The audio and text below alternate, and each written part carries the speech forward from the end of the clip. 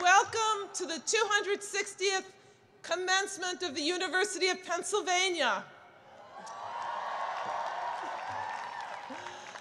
Chairman Cohn, trustees, honored guests, I give you the great class of 2016.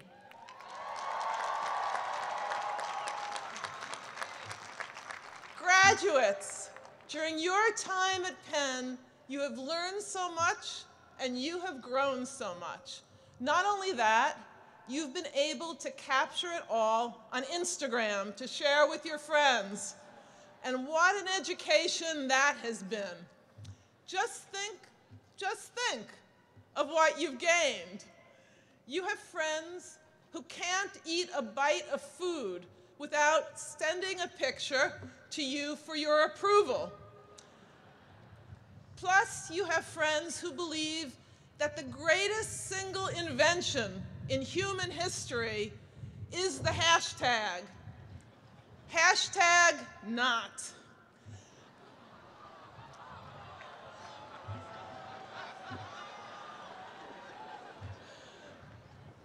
These virtual friendships are new and often wondrous, but they still don't replace the friendships that you make in person with an open mind and an open heart. Many years ago, at the height of the Vietnam War, I met a fellow graduate student who seemed profoundly different from me.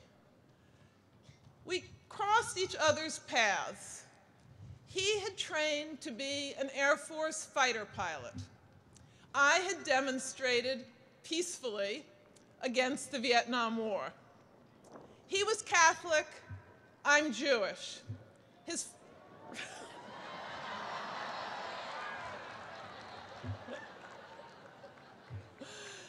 father was a lawyer, and his family was solidly middle class. My mother and I lived on Social Security survivors' benefits and her secretary's income. She was a great secretary, too. And I'm the first in my family to graduate from college. Yes. To many at that time, these differences seemed absolutely impossible to bridge. Religion and class, and he came from the South and I from the North, yet despite these differences, we soon were friends. And today, all these years later, no achievement and no pleasure in my life rivals that unlikely yet lifelong friendship with my husband, Michael Doyle.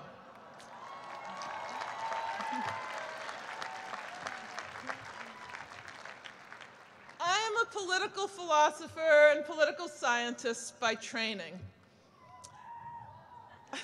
Thank you, political scientists out there and philosophers.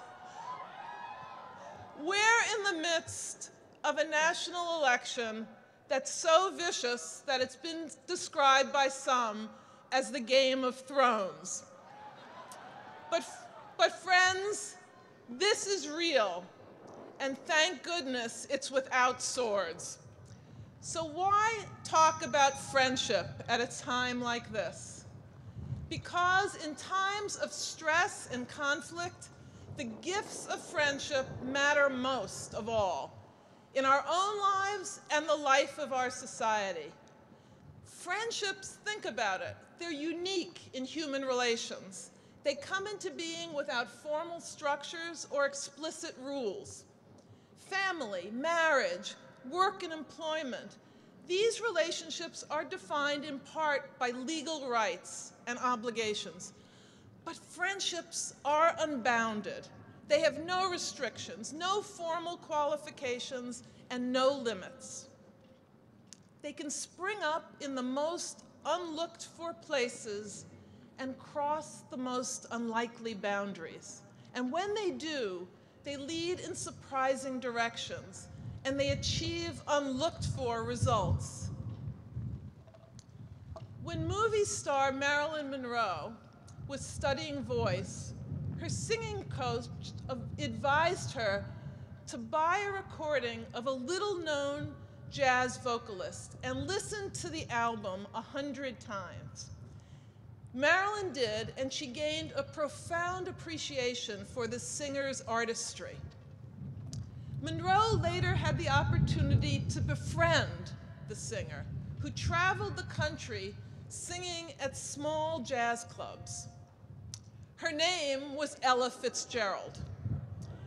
And at the time, the most important nightclub in Hollywood was the Mocambo, on Sunset Strip, of course. Its audience was sprinkled with movie stars, and its entertainment featured all the great singers of the day.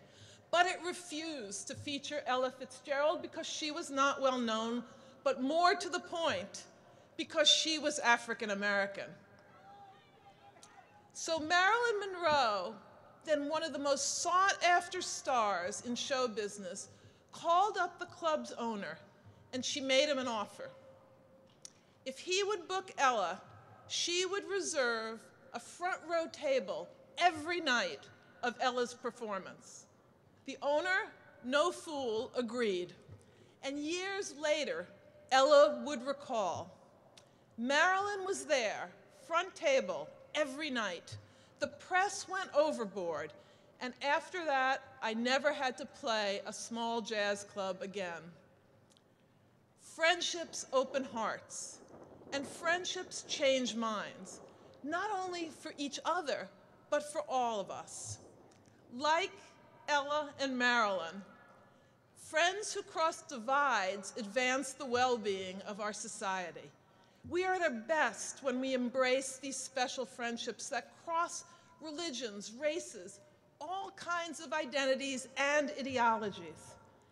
And as it so happens, these are the very kinds of friendships you have been able to forge in your years at Penn. They surround you right now. So, to appreciate how important they are and to really savor this moment, listen up, we are going to take a quick selfie break. This is for real. Graduates, grab your phone, grab a friend, pull them in, and capture this moment of friendship forever. Come on.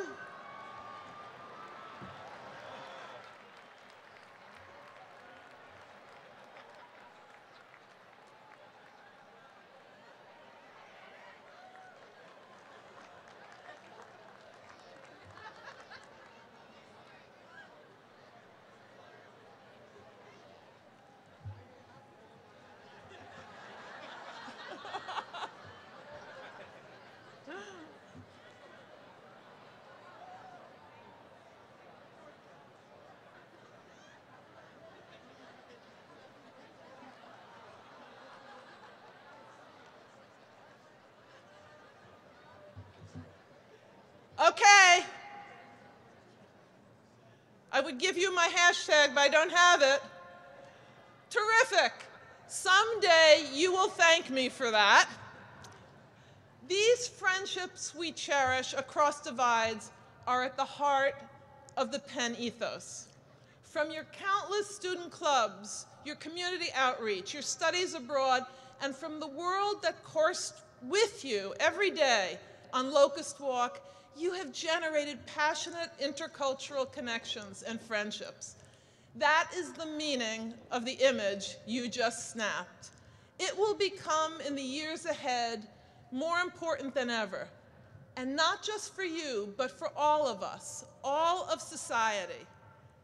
Never in your lifetimes have the walls that threaten to divide us seemed higher. Mutual respect across divides has become scarce, understanding rare, personal viciousness rife. Those who think differently aren't treated merely as adversaries, they're treated as enemies.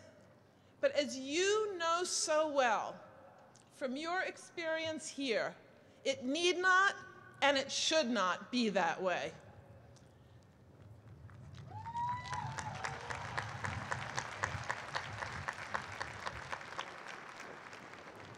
Shortly after Supreme Court Justice Antonin Scalia died this year, an image appeared often in the news.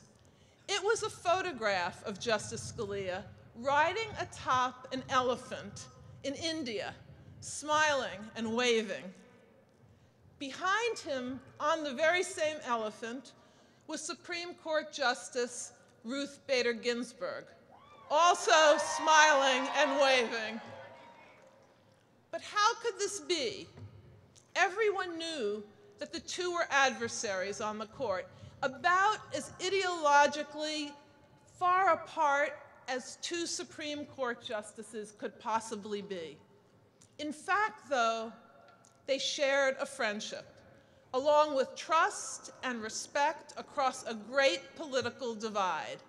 They shared holiday gatherings with their families and friends. And when it was announced from the bench that Justice Ginsburg had lost her husband, Justice Scalia could be seen wiping away tears. That's what friends do. We share laughs, we share tears, and from time to time in the jungles of life, we share the odd elephant ride. And that is why, in the midst of this bare-knuckled election season, saturated with personal viciousness, I'm extolling the enduring value of special friendships. Friends who don't think and look just like us, they not only enliven our lives, they also enrich our society and the entire world. They enable us to govern inclusively. They enable us to make sound policy, to build communities and societies that are worth living in. And so we celebrate really good news today. You and your generation of graduates are uniquely well equipped to resist the horrors that can come of political and social polarization. Studies show that your higher education, coupled with your social networking savvy, correlates strongly with more robust and diverse networks of friendship. You understand that the key to achieving great things lies in bridging great divides. So today is the day that the Penn community of family, friends, and colleagues collectively come together to celebrate your great educational achievements. Let us today also celebrate those deep lessons in friendship that you have learned and offer to all of us. Making friends across divides and despite differences is not just a skill. It's a virtue, a true virtue that will stand you in great stead for all your years to come. We couldn't be more proud. There are so many friendships for life that will have begun during your times at Penn and will yield joys and benefits that we cannot possibly predict, but that will truly enrich your lives and that of our society, especially if you get involved and stay involved as you have been at the University of Pennsylvania. So I ask everyone here to stand, family and friends, faculty and colleagues, trustees and honorees, stand with me now and show the great class of 2016 just how proud we are.